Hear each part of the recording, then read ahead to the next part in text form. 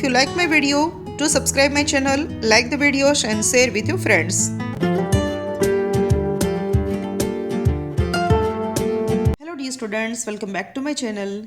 In this video lecture, we are going to discuss Bhakt Kavi Narsingh Mehta University Junagadh BA BCom BSc Semester 4 NEP 2020 New Course 2025 VAC Value Added Course Subject Employability Skills.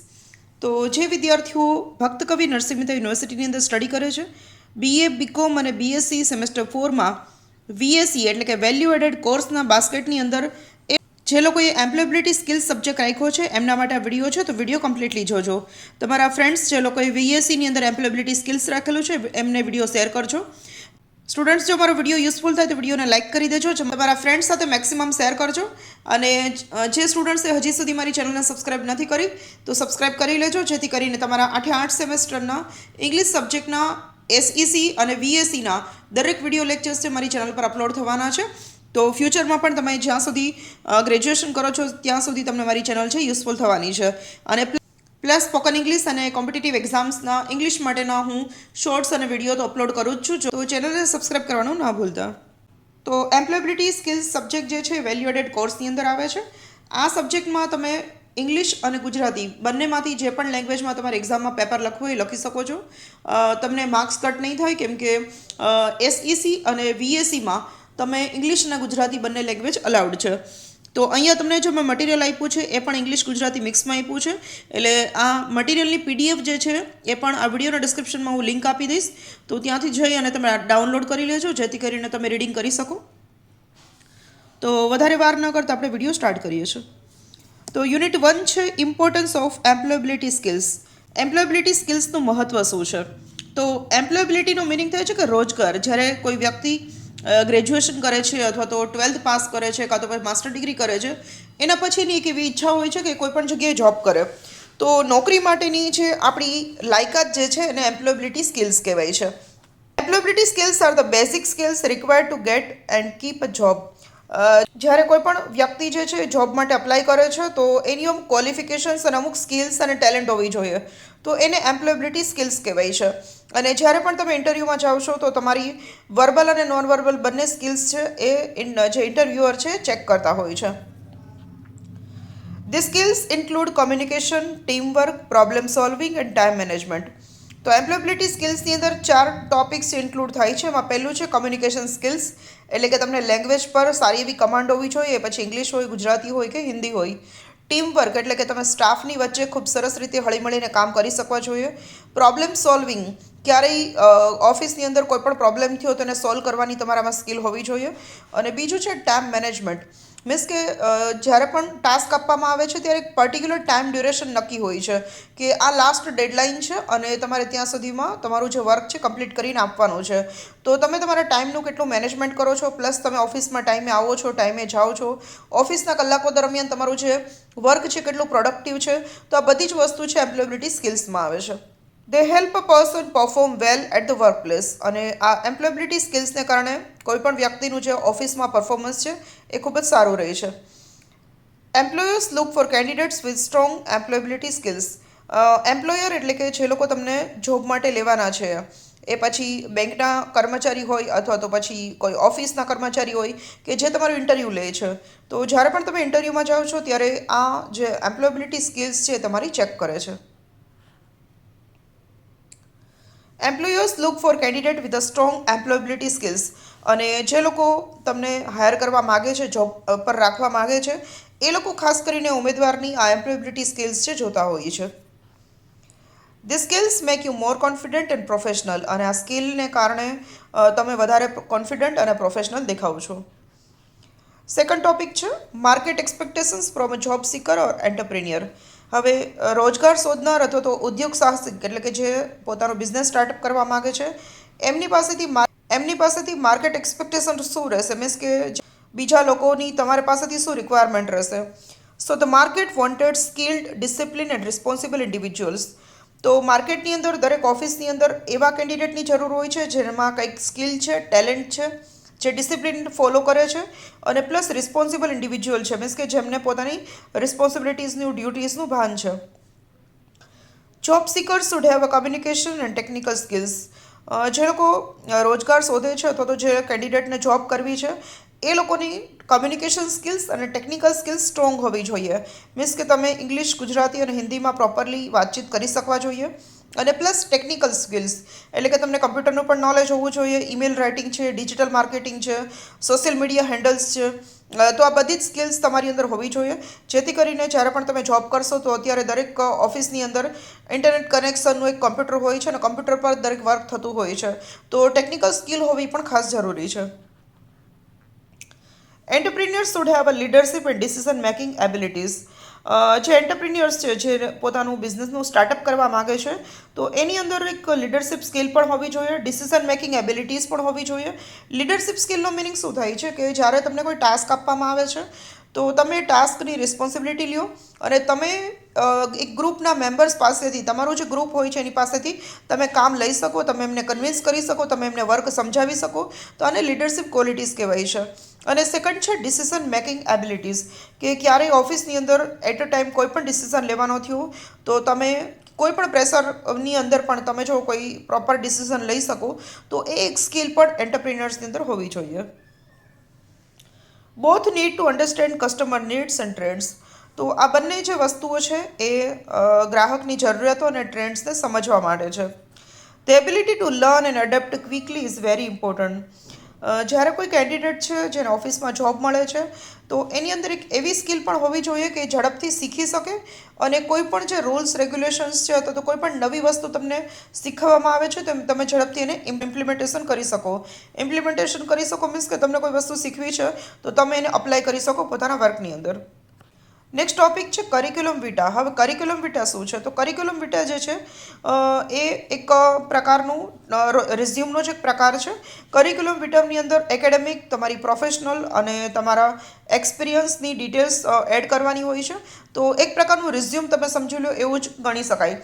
તો curriculum Vita છે એનો અર્થ શું થાય છે, એનું structure કેવું રહેશે, અને કરિક્યુલમ વિટા એટલે કે તમારું સીવી બનાવવા માટે તમારે કઈ કઈ બાબતોનું ધ્યાન રાખવાનું છે તો એ આપણે આ ટોપિકમાં જોઈએ છે.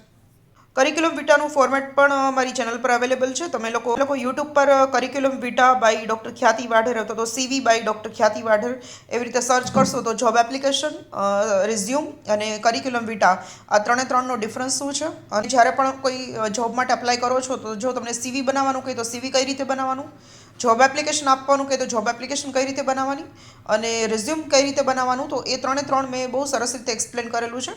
તો જોઈ લેજો જ્યારે પણ તમારે કોઈ જરૂર પડે ત્યારે. તો કરિક્યુલમ વિટાનો મિનિંગ થાય છે a CV is a document that shows your education, experience and skills. Curriculum વિટાનું શોર્ટ ફોર્મ છે સીવી. તો સીવીનો મિનિંગ શું થાય છે? તો કે સીવી એક એવું ડોક્યુમેન્ટ છે કે જેમાં તમારા એજ્યુકેશનલ, તમારા 12મા ધોરણથી લઈને અત્યાર સુધીના બધા જ એજ્યુકેશનની ડિગ્રીઝ, કેટલા પર્સન્ટેજ આવ્યા છે, કઈ કોલેજમાંથી ભણ્યા છો, કઈ યુનિવર્સિટીમાંથી સ્ટડી કર્યું છે, કેટલા પર્સન્ટ અથવા ગ્રેડિંગ તમને મળ્યા છે, પ્લસ તમને કોઈ જોબ એક્સપિરિયન્સ છે અથવા તો તમારી કોઈ એક્સ્ટ્રા સ્કિલ્સ છે. તો આ બધી જ વસ્તુઓનું જે કલેક્શન છે એ આપણે સીવીની અંદર કરતા હોઈએ છીએ. તો સીવી એક એવો દસ્તાવેજ છે કે જેમાં શિક્ષણ, અનુભવ અને કૌશલ્ય બતાવે છે. તો દરેક લાઈન મેં ગુજરાતીમાં પણ આપેલી છે, એટલે જે સ્ટુડન્ટ્સને પેપર ગુજરાતીમાં લખવું હોય તો એને પણ આ ઉપયોગી થશે. It is used when applying for a job. હવે સીવીની જરૂર ક્યારે પડે છે? તો જ્યારે પણ કોઈ જગ્યાએ જોબ માટે અપ્લાય કરવાનું છે, સીવી શેર કરવાનું છે, અથવા તો કોઈ જગ્યાએ રિક્રુટમેન્ટ છે, અથવા તો વેકેન્સીસ છે અને તમને એ લોકો એવું 3 વસ્તુ માગશે, કાં તો તમારી પાસે સીવી માગશે, કાં તો રિઝ્યુમ માગશે અને કાં તો જોબ એપ્લિકેશન માગશે. તો સીવી જ્યારે માગવાનું કે તો સીવી જ્યારે માગે ત્યારે તમારે સીવી બનાવીને આપવાનું રહેશે. સ્ટ્રક્ચર શું છે, એનું બંધારણ કેવું હોય છે, કઈ રીતે સીવી આપણે બનાવી શકીએ. A CV usually has your name, contact details, education, work experience and skills. તો સીવીમાં કઈ કઈ વસ્તુ ઇન્ક્લુડ કરવાની હોય છે? તો પહેલાં તો તમારું નામ આવે છે, કોન્ટેક્ટ નંબર આવે છે, એજ્યુકેશનલ ડિટેલ્સ આવે છે, તમારો વર્ક એક્સપિરિયન્સ, તમે કોઈ જગ્યાએ જોબ કરેલી છે તો એનું અનુભવ તમારે બતાવવાનો રહે છે. મીન્સ કે કયા ડેટથી શરૂ કરેલું છે, કયા ડેટ સુધીમાં કમ્પ્લીટ કર્યું છે, તમારી પોસ્ટ શું હતી, તમારી રિસ્પોન્સિબિલિટી શું હતી, તમારી કામગીરી શું હતી અને તમારું પ્લેસ શું હતું. તો આ બધી જ વસ્તુ તમારે એમાં એડ કરવાની હોય છે. અને બીજું છે સ્કિલ્સ. તો સ્કિલ્સમાં તમારી કઈ કઈ સ્કિલ્સ છે તમારી અંદર, પ્રોફેશનલ સ્કિલ્સ, તો એ તમારે બતાવવાની હોય છે. You can add achievements and references. તમે અચીવમેન્ટ્સ એટલે કે તમને કોઈ સિદ્ધિ મળી છે, સક્સેસ મળી છે, અથવા તો તમે કોઈ સર્ટિફિકેટ કોર્સિસ કર્યા છે, તમે કોઈ ટ્રેનિંગ લીધેલી છે, તમે કોઈ નેશનલ ઇન્ટરનેશનલ કોન્ફરન્સની અંદર અથવા તો તમે કોઈ કોમ્પિટિશનમાં પાર્ટિસિપેટ કર્યું છે અને વિનર થયા છો.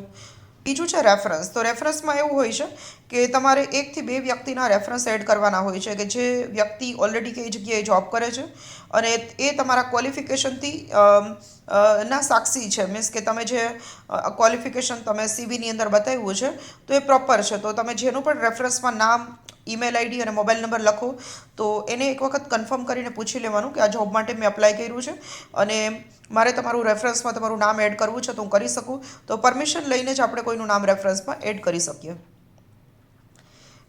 તો સીવી તમે જ્યારે બનાવશો ત્યારે તેની લેંગ્વેજ કેવી હશે? Use simple, formal and clear English. તમારે સિમ્પલ લેંગ્વેજમાં લખવાનું છે, ફોર્મલ ઇંગ્લિશની અંદર, અને ક્લિયર લેંગ્વેજ. ક્લિયર મીન્સ કે કોઈ પણ ગ્રામેટિકલ મિસ્ટેક્સ ન હોય, સ્પેલિંગ મિસ્ટેક્સ ન હોય, કોઈ અનનેસેસરી વસ્તુ એડ ન કરી હોય. તો સીવી કઈ રીતે લખવો એનું મેં તમને હમણાં વાત કરી છે કે મારી ચેનલ પર એનું ફોર્મેટ છે, તો એક વખત જોઈ લેજો, જેથી કરીને ફ્યુચરમાં ક્યારેક તમારે સીવી આપવાનું હોય કોઈ જોબ માટે તો એ કામ લાગે. Avoid grammar and spelling mistakes. જ્યારે પણ તમે સીવી લખો છો તો અમારી લેંગ્વેજમાં એક વખત બની ગયા પછી તમારે ગ્રામર અને સ્પેલિંગ મિસ્ટેક્સ ચેક કરી લેવાની છે કે કોઈ ભૂલ તો નથી ને. અત્યારે તો ચેટ જીપીટી પણ એક બહુ સારું આર્ટિફિશિયલ ઇન્ટેલિજન્સી છે કે જ્યારે પણ તમે કોઈ પીડીએફ અપલોડ કરો અને તમે નીચે ડ્રાફ્ટિંગ કરી દો કે please correct the language in above PDF, તો એ તમને કરેક્શન કરી દેશે, જે પણ ભૂલ હશે એ સુધારી દેશે. તો અત્યારે ઓનલાઈન ઘણા બધા સોફ્ટવેર અવેલેબલ હોય છે કે જે આપણા લેંગ્વેજની અંદર કોઈ એરર્સ હોય તો એ સુધારી દે છે. નેક્સ્ટ છે ડિઝાઇન એન્ડ ફોર્મેટ. હવે સીવીની ડિઝાઇન અને ફોર્મેટ કેવું રહેશે? Keep your CV clean and easy to read. તમારું સીવી છે એકદમ ક્લીન. ક્લીન એટલે કે એવું નથી કે કંઈ લખવાનું જ નથી, બટ ક્લીન મીન્સ કે કોઈ ગ્રામેટિકલ એરર્સ વગરનું, અને પ્લસ ઇઝી ટુ રીડ. તમે કોઈ પણ વ્યક્તિ છે એ ઇઝીલી તમારું સીવી છે સમજી શકે, વાંચી શકે એવું બનાવવાનું છે. Use bullet points and proper alignment. Bullet point એટલે કે પોઈન્ટ વાઇઝ બનાવવાનું છે. જેમ કે તમે જ્યારે લેપટોપના કે કોમ્પ્યુટરની અંદર ફાઇલ, તમે વર્ડ ફાઇલ બનાવો છો કે પીડીએફ બનાવો છો, તેમાં બુલેટ પોઈન્ટનું ઓપ્શન આવે છે, એટલે કે ડોટ ડોટ કરેલા હોય છે અને પોઈન્ટ્સ બનાવેલા હોય છે. ઘણીવાર મારા વિડીયોઝમાં પણ તમે જોયેલા હશે કે બુલેટ પોઈન્ટ્સમાં મેં તમને પોઈન્ટ્સ બતાવ્યા હોય છે. તો એ રીતે તમે કરશો તો એનું જે ફોર્મેટિંગ છે એ પ્રોપર થશે. નેક્સ્ટ છે પ્રેક્ટાઇસિંગ એન્ડ રિવ્યુઇંગ. હવે અભ્યાસ અને સમીક્ષા એટલે કે તમારું જે સીવી છે એને તમારી કઈ રીતે તમારે લખવાનું છે અને પ્લસ એને એક વખત પ્રૂફ રીડિંગ કરવાનું છે. પ્રૂફ રીડિંગ કરવાનું છે એટલે કે સીવી કોઈને શેર કરતાં પહેલાં એક વખત ગ્રામેટિકલ એરર્સ નથી, અથવા તો જે તમારી ઇમ્પોર્ટન્ટ ડિટેલ્સ એડ થઈ ગઈ છે કે નહીં, અથવા તો અનનેસેસરી ડિટેલ્સ એડ થઈ ગઈ છે તો એને કાઢવાની છે, તો આને પ્રૂફ રીડિંગ કહેવાય છે. તો એને એક રિવ્યૂ પણ કહેવાય છે, પ્રૂફ રીડિંગ પણ કહેવાય છે. એટલે એક વખત આપણે ચેક કરીને પછી શેર કરવાનું છે. Practise writing your CV multiple times. તમારે સીવી જ્યારે કોઈને આપવાનું છે તો સીવીને પહેલાં તો વ્યવસ્થિત રીતે લખવાનો પ્રયત્ન કરો. ઘણી બધી વાર ભલે તમારે લખવું પડે, પણ વારંવાર તમે પ્રેક્ટિસ કરશો તો સીવી તમને પ્રોપર લખતા આવડી જશે. Ask teachers or friends to check it for errors. અને તમારા ટીચર્સ કાં તો તમારા ફ્રેન્ડ્સ હોય તો તમે એને પણ તમે પીડીએફ શેર કરી શકો છો કે મેમ કે સર કે તમારે મારા સીવીની અંદર કોઈ ભૂલ તો નથી ને, તો તમે એ રીતે બતાવી શકો છો. તો અહીંયા આપણે ફર્સ્ટ યુનિટ કમ્પ્લીટ કર્યું છે. હવે જોઈએ છે સેકન્ડ યુનિટ, ગ્રુપ ડિસ્કશન. તો ગ્રુપ ડિસ્કશનનું ગુજરાતી થાય છે સમૂહ ચર્ચા અથવા તો જૂથ ચર્ચા. તો ગ્રુપ ડિસ્કશન છે એનો મિનિંગ શું છે? તો ગ્રુપ ડિસ્કશન પણ ઘણી વખત બેંકની અંદર, જીપીએસસી કે યુપીએસસીની એક્ઝામ્સની અંદર તમારી એક્ઝામ તમારું ક્લિયર થઈ જાય એટલે ઇન્ટરવ્યૂની પહેલાં ગ્રુપ ડિસ્કશન એ લોકો અરેન્જ કરે છે. એમાં શું કરે છે કે 8 થી 10 મેમ્બર્સને બોલાવે છે અને એ બધા વચ્ચે એક ટોપિક આપવામાં આવે છે અને એ ટોપિક ઉપર 1 બાય 1 દરેકનો ટર્ન આવે છે અને દરેકે એ ટોપિક ઉપર પોતાનો ઓપિનિયન આપવાનો હોય છે અને જેના ઓપિનિયન્સ વધારે સારા હોય છે એનું એ સિલેક્શન એમાંથી થતું હોય છે. તો આને ગ્રુપ ડિસ્કશન કહેવાય છે. So group discussion is a conversation between 6 to 10 people on a topic. 6 થી 10 લોકોને અથવા 8 થી 10 લોકોને જે રીતે કેન્ડિડેટ્સ હોય છે એ રીતે એ લોકો પહેલાં ઇન્ફોર્મ કરે છે, ટોપિક્સ આપે છે અને આ રીતે તમારું એક ટાઈમ અને પ્લેસ નક્કી થાય છે અને પછી ત્યાં તમારું ગ્રુપ ડિસ્કશન છે યોજાતું હોય છે. It helps to test communication, thinking and team work skills. તો આ ગ્રુપ ડિસ્કશન શેના માટે અરેન્જ થાય છે? તો તમારી કમ્યુનિકેશન સ્કિલ્સ ચેક કરવા માટે, થિંકિંગ લેવલ, તમે કયા ટોપિક ઉપર કેટલું ડીપમાં વિચારી શકો છો તો એ થિંકિંગ લેવલ ચેક કરવા માટે, અને પ્લસ ટીમ વર્ક સ્કિલ્સ એટલે તમે 8 થી 10 લોકોની વચ્ચે બેસેલા છો તો જ્યારે કોઈ વ્યક્તિ ફીડબેક શેર કરે છે તો પોતાનો ઓપિનિયન શેર કરે છે તો તમે પેશન્ટલી અથવા તો પોલાઇટલી એની સાથે બિહેવ કરો છો કે નહીં, તો આ બધી જ વસ્તુ ચેક કરવા માટે ગ્રુપ ડિસ્કશન છે અરેન્જ થતા હોય છે. તો ગ્રુપ ડિસ્કશનના પ્રકાર કેટલા છે? તો ટોપિક બેઝ હોય છે, general or current topic is given. ખાસ કરીને તો કોઈ કરંટ અફેર્સનો અત્યારનું જે કરંટલી જે ઇન્ડિયાની અંદર અથવા તો વર્લ્ડની અંદર કોઈ મેજર એવો ટોપિક હોય કે જેના પર અત્યારે મીડિયાની અંદર આવતું હોય અથવા તો લોકો ચર્ચા કરતા હોય, તો એ કરંટ ટોપિક તમને આપવામાં આવે છે. Case based, a problem or situation is given for discussion. ઘણી વખત એવું પણ થાય છે કે તમને કોઈ પ્રોબ્લેમ કે કોઈ સિચ્યુએશન આપવામાં આવે છે કે તમારે આ સિચ્યુએશન ઉપર ડિસ્કશન કરવાનું છે. તો બે રીતના હશે, કાં તો તમને કોઈ કરંટ ટોપિક આપેલો હોય અને કાં તો તમને કોઈ પ્રોબ્લેમ કે સિચ્યુએશન આપેલી હોય ડિસ્કશન માટે. નેક્સ્ટ આવે છે પરફોર્મન્સ. તો ગ્રુપ ડિસ્કશનમાં પરફોર્મન્સ કેવું રહેશે? Speak clearly and stay on the topic. જ્યારે પણ ગ્રુપ ડિસ્કશનમાં ચર્ચા કરવાની થાય, તમે એઝ અ મેમ્બર ગ્રુપ ડિસ્કશનમાં પાર્ટિસિપેટ કરો છો, તો તમારે જે પણ તમારો ઓપિનિયન તમે પ્રેઝન્ટ કરો છો ક્લિયરલી બોલવાનું છે. સ્ટે ઓન ધ ટોપિક એટલે કે તમારે ટોપિકની બહારનું કોઈ વસ્તુ છે ઇન્ક્લુડ નથી કરવાની. તમારે ટોપિકને ધ્યાનમાં રાખીને જ તમારો ઓપિનિયન શેર કરવાનો છે. Listen to others and respond politely. જ્યારે કોઈ વ્યક્તિ બીજી બોલે છે તો આપણે એને શાંતિથી સાંભળવાના છે, અને જ્યારે આપણો ટર્ન આવે છે ત્યારે આપણે પોલાઇટલી આન્સર કરવાનો છે. સો કોન્ફિડન્સ એન્ડ લીડરશિપ. તમારે હંમેશા સેલ્ફ કોન્ફિડન્સ બતાવવાનો છે અને એક લીડરશિપ તમારે બતાવવાની છે કે તમે તમારો જે ટોપિક છે એનાથી બીજી વ્યક્તિ છે કન્વિન્સ થઈ શકે છે અને પ્લસ રિસ્પોન્ડ કરી શકે. સો સેકન્ડ ટોપિક ઇઝ ઇન્ટરવ્યૂ. તો વિદ્યાર્થીઓ, ઇન્ટરવ્યૂ માટે સૌથી પહેલો ક્વેશ્ચન એ પૂછવામાં આવે છે કે તમે સેલ્ફ ઇન્ટ્રોડક્શન મીન્સ કે ઇન્ટ્રોડ્યુસ યોર સેલ્ફ અથવા તો ટેલ મી અબાઉટ યોર સેલ્ફ. તો ખાસ કરીને ઇન્ટરવ્યૂમાં પોતાનો પરિચય કઈ રીતે આપવો, તો એના માટેનો જે વિડીયો છે પણ મારી ચેનલ પર બહુ સરસ ગુજરાતી અને ઇંગ્લિશ બંનેમાં એક્સપ્લેન કરેલો મૂકેલો છે. તો self introduction in interview by doctor Khyati Pathar YouTube પર સર્ચ કરશો એટલે ક્યારેય પણ તમારું ઇન્ટરવ્યૂ હોય અને કઈ રીતે તમારો પરિચય આપવો એ ન ખ્યાલ આવે તો ડિટેલમાં તમને સમજાઈ જશે. તો હવે સ્ટાર્ટ કરીએ છીએ. ઇન્ટરવ્યૂનો પર્પઝ શું હોય છે? તો ઇન્ટરવ્યૂ એક એવી મિટિંગ છે કેન્ડિડેટ અને એમ્પ્લોયર વચ્ચેની કે જેની અંદર એમ્પ્લોયર છે એ પોતાના ઓફિસની અંદર એક વેકન્સી છે, મીન્સ કે એક જગ્યા ખાલી છે અને ત્યાં કોઈ કેન્ડિડેટને એ લોકો હાયર કરવા માગે છે. અને કેન્ડિડેટ એક એવી વ્યક્તિ છે કે જેમણે પોતાનું સ્ટડી કમ્પ્લીટ કર્યું છે અને એ જોબ કરવા માગે છે. તો કેન્ડિડેટ અને એમ્પ્લોયરની એક મિટિંગ છે interview. It helps to check if the person is suitable for the job or not. Interview જે છે એમાં એમ્પ્લોયર છે નક્કી કરે છે કે આ કેન્ડિડેટ છે એ આ પોસ્ટ માટે લાયક છે કે નથી. હવે જોઈએ છે ઇન્ટરવ્યૂના પ્રકાર કેટલા છે. તો પર્સનલ ઇન્ટરવ્યૂ હોય છે, પેનલ ઇન્ટરવ્યૂ હોય છે, ટેલિફોનિક ઇન્ટરવ્યૂ હોય છે અને ઓનલાઈન ઇન્ટરવ્યૂઝ હોય છે. તો પર્સનલ ઇન્ટરવ્યૂ શું હોય છે? તો કે પર્સનલ ઇન્ટરવ્યૂની અંદર ફેસ ટુ ફેસ ક્વેશ્ચન્સ પૂછવામાં આવે છે. જે અત્યારે કોઈ પણ જોબ માટે ઇન્ટરવ્યૂ હોય છે તો જનરલી તમે રિઝ્યુમ કે સીવી શેર કરો છો અને તમને ઈમેલ કે વોટ્સઅપ પર એ લોકો ઇન્ફોર્મ કરતા હોય છે કે તમારે આ દિવસે તમારું ઇન્ટરવ્યૂ છે અને તમારે પ્રેઝન્ટ રહેવાનું રહેશે. અને પછી એ લોકોની એક પેનલ હોય છે અને કેન્ડિડેટને વન બાય વન અંદર બોલાવતા હોય છે અને પ્રશ્નો પૂછતા હોય છે. તો એ જે સામસામે બેસીને તમે જે ઇન્ટરવ્યૂ આપો છો અને ઇન્ટરવ્યૂ લે છે તો એને ફેસ ટુ ફેસ ક્વેશ્ચન્સ કહેવાય છે અથવા તો પર્સનલ ઇન્ટરવ્યૂઝ કહેવાય છે. નેક્સ્ટ છે પેનલ ઇન્ટરવ્યૂઝ. તો પેનલ ઇન્ટરવ્યૂઝમાં કેવું હોય છે કે ગ્રુપ ઓફ ઇન્ટરવ્યુઅર્સ ક્વેશ્ચન્સ યુ. તો પર્સનલ ઇન્ટરવ્યૂમાં તમને એક કે બે વ્યક્તિ અંદર પ્રશ્નો પૂછશે, પણ જો પેનલ ઇન્ટરવ્યૂ છે જેમ કે બેંકની એક્ઝામ્સમાં, રેલવેની એક્ઝામ્સમાં, જીપીએસસીમાં, યુપીએસસીમાં, એમાં એવું હોય છે કે એક કેન્ડિડેટ હોય છે અને સામે 6 થી 7 મેમ્બર્સ અથવા તો 7 થી 8 મેમ્બર્સની ટીમ હોય છે અને આખી ટીમ તમને વન બાય વન ક્વેશ્ચન્સ પૂછતી હોય છે. તમે યુટ્યુબ પર સર્ચ કરજો યુપીએસસી જીપીએસસીના ઇન્ટરવ્યૂ અથવા તો મોક ઇન્ટરવ્યૂઝ, તો એમાં તમને બતાવશે કે ટેબલ પર 7 થી 8 જણા બેસેલા હોય છે, વચ્ચે કેન્ડિડેટ બેસે છે અને દરેક વ્યક્તિ પોતપોતાને જે પણ યોગ્ય હોય એ ક્વેશ્ચન એને કરતા હોય છે. તો જ્યારે આખી ટીમ બેસી અને તમને પ્રશ્નો કરે છે તો એને પેનલ ઇન્ટરવ્યૂઝ કહેવાય છે. નેક્સ્ટ છે ટેલિફોનિક ઓર ઓનલાઈન ઇન્ટરવ્યૂ. હવે કોરોના પીરિયડમાં આપણને ખબર છે કે 2020થી લઈને 2022 સુધી મોસ્ટલી ઓફિસીસને બધું બંધ હતું, પણ ઓફિસનું જે વર્ક હોય તો એ લોકો કોણ કરે? તો એ લોકો શું કરતા હતા કે ઓનલાઈન કેન્ડિડેટ્સને ઇન્ટરવ્યૂ લેતા હતા અને જો ઇન્ટરવ્યૂમાં કેન્ડિડેટ સિલેક્ટ થઈ જાય તો એમને ઓનલાઈન વર્ક મળતું હતું, એટલે કે વર્ક ફ્રોમ હોમ એ કરી શકે. તો ઘણી વખત એવું પણ થાય છે કે અત્યારે તો કોરોનાનો પીરિયડ નથી, બટ કદાચ એવું હોય કે બેંગ્લોરની અંદર, મુંબઈની અંદર, દિલ્હીની અંદર ઇન્ટરવ્યૂ છે અને કેન્ડિડેટ ગુજરાતમાં છે, તો એ લોકો શું કરે છે કે કેન્ડિડેટને આવવા જવાનું જે ટીએ આપવાનું ન પડે, ટ્રાન્સફર અલાઉન્સ ન આપવું પડે અને પ્લસ એ ખર્ચો કરીને ત્યાં સુધી પહોંચે છે અને કદાચ ઇન્ટરવ્યૂમાં સિલેક્ટ ન થાય તો એને બહુ મોટો ધક્કો થતો હોય છે. તો એ લોકો શું કરે છે કે ઓનલાઈન ઇન્ટરવ્યૂ અરેન્જ કરે છે. ઓનલાઈન ઇન્ટરવ્યૂની અંદર એ જે ક્વેશ્ચન્સ પર્સનલ ઇન્ટરવ્યૂમાં પૂછે છે એ જ રીતે ઓનલાઈન પૂછે છે, અને એ ગૂગલ મીટ, ઝૂમ કે માઇક્રોસોફ્ટ ટીમ્સ કે વોટ્સઅપ વિડીયો કોલ દ્વારા પણ એ લોકો પૂછી શકે છે.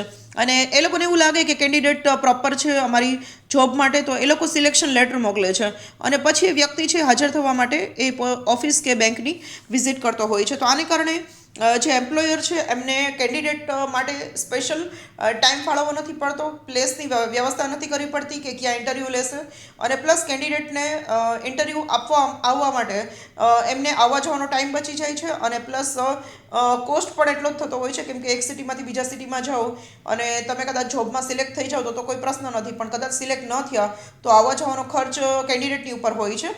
તો આ બચાવવા માટે એ લોકો ટેલિફોનિક ઓનલાઈન ઇન્ટરવ્યૂ અરેન્જ કરતા હોય છે. અને આ જે ટેલિફોનિક કે ઓનલાઈન ઇન્ટરવ્યૂ મોસ્ટલી ફોન પર એ લોકો કરતા હોય છે, કાં તો વિડીયો કોલથી કરતા હોય છે, અને કાં તો પછી ઝૂમ, ગૂગલ મીટ કે માઇક્રોસોફ્ટ ટીમ્સ પર એ લોકો વિડીયો કોન્ફરન્સિંગથી કરતા હોય છે. બિહેવિયર, તો ઇન્ટરવ્યૂમાં કેન્ડિડેટનું બિહેવિયર કેવું હોવું જોઈએ? તો be punctual and dress neatly. Formal dress પહેરવાનો છે અને પંક્ચ્યુઅલ રહેવાનું છે, મીન્સ કે ટાઈમ ટુ ટાઈમ તમારે પહોંચી જવાનું છે. ડિસિપ્લિનથી તમારે બિહેવ કરવાનું છે. કદાચ કોઈ ક્વેશ્ચન તમને પૂછે છે, કાઉન્ટર ક્વેશ્ચન કે જેનો આન્સર તમને ખબર નથી, તો ગોળ ગોળ વાતો કરી અને એમને મિસગાઈડ કરવાનો પ્રયત્ન નથી કરવાનો, પણ ક્લિયરલી કહી શકો છો કે sorry, I don't know sir, if I will have a time I will get the information letter on, કે પછી હું આ બાબતે ઇન્ટરનેટ પર હું માહિતી મેળવી લઈશ, પણ અત્યારે મને નથી ખબર. તો જો તમે ઓનેસ્ટલી આન્સર આપશો ને, તો એ તમારી ઇમ્પ્રેશન એક ઇન્ટરવ્યુઅર પર સારી પડશે. બી પોલાઇટ એન્ડ કોન્ફિડન્ટ. હંમેશા નમ્ર બનવાનું છે, જ્યારે પણ તમારું ઇન્ટરવ્યૂ હોય છે ત્યારે નમ્ર બિહેવ કરવાનું છે અને કોન્ફિડન્ટ દેખાવાનું છે. Maintain eye to eye contact and smile. જ્યારે પણ તમે ઇન્ટરવ્યૂ આપો છો તો એવું નથી કે આપણે ડાબી બાજુ જોઈએ, જમણી બાજુ જોઈએ, ઉપર જોઈએ, નીચે જોઈએ, કે ફાઇલમાં ધ્યાન રાખીને ઇન્ટરવ્યૂ આપીએ. જ્યારે પણ કોઈ વ્યક્તિ તમને પ્રશ્ન કરે છે તો એની સામે આંખથી આંખ મિલાવીને વાત કરવાની છે, અને બીજું કે ઓલવેઝ ફેસ પર સ્માઇલ રાખવાની છે. અને લાસ્ટ તમારો ટોપિક છે ક્વેશ્ચન એન્ડ આન્સર્સ. તો ઇન્ટરવ્યૂની અંદર પ્રશ્નોના જવાબ, પ્રશ્નો કેવા પૂછાય અને એના આન્સર કઈ રીતે તમે આપી શકો. So always be ready to answer about strength, weakness, goals and experiences. તો ઇન્ટરવ્યૂમાં તમારી સ્ટ્રેન્થ શું છે, સ્ટ્રેન્થ એટલે કે તમારા પ્લસ પોઈન્ટ શું છે, વીકનેસીસ એટલે તમારા માઇનસ પોઈન્ટ શું છે, અને ગોલ્સ તમારો હેતુ શું છે, તમારો એમ શું છે લાઈફની અંદર, અને પ્લસ તમને અત્યાર સુધી કઈ કઈ જોબનો એક્સપિરિયન્સીસ છે. તો આ બધી વસ્તુના પ્રશ્નો પૂછાતા હોય છે. નેક્સ્ટ છે practice common questions before the interview. અને ઇન્ટરવ્યૂમાં જાઓ એ પહેલાં કોમન ક્વેશ્ચન્સની પ્રેક્ટિસ કરી લેવી જોઈએ. અત્યારે તો તમે ચેટ જીપીટી પર સર્ચ કરો. આર્ટિફિશિયલ ઇન્ટેલિજન્સના બેનિફિટને કારણે કોઈ પણ વિદ્યાર્થીને ઇન્ટરવ્યૂમાં જવાનું હોય અને ચેટ જીપીટી પર સર્ચ કરશે કે I am the student of this semester and this course, I have completed my this degree, અને I want to go for this interview, અને પોસ્ટનું નામ લખવાનું છે, અને make a list of 10 to 20 questions and with answers in Gujarati, Hindi, English or whatever the language you wish. તો તમને chat GPT છે એ ક્વેશ્ચન આન્સરનું લિસ્ટ બનાવી દેશે કે તમે આ પોસ્ટ માટે આ જગ્યાએ જાઓ છો તો તમને કેવા કેવા પ્રશ્નો પૂછી શકે. અને પ્લસ તમે યુટ્યુબનો હેલ્પ પણ લઈ શકો છો. યુટ્યુબ પર પણ ઘણા બધા પોસ્ટના મોક ઇન્ટરવ્યૂઝ હોય છે. તો મોક ઇન્ટરવ્યૂઝનો મિનિંગ થાય છે કે ફેક ઇન્ટરવ્યૂઝ, કે તમને ઇન્ટરવ્યૂમાં કેવા પ્રશ્નો પૂછી શકે, કોઈ પ્રશ્ન પૂછે તેનો આન્સર તમે કઈ રીતે આપી શકો. તો એવા ઘણા બધા મોક ઇન્ટરવ્યૂઝના સેમ્પલ્સ યુટ્યુબ પર ઘણા બધા જોવા મળી જાય છે. તો તમે ક્વેશ્ચન આન્સર્સનું સ્ટડી કરી અને પછી તમે જઈ શકો છો. નેક્સ્ટ છે give short and honest answer. હંમેશા કોઈ પ્રશ્ન પૂછે છે તો ડિટેલમાં નહીં, બટ જેટલું બની શકે એટલું શોર્ટમાં આન્સર આપવાનો છે, અને પ્લસ ઓનેસ્ટ આન્સર આપવાના છે. તમને આન્સર આવડે છે તો તમે આન્સર આપો, કદાચ નથી આવડતો તો તમે ગોળ ગોળ વાતો ન કરો, તમે ક્લિયરલી તમે તમારી ના પાડી શકો છો.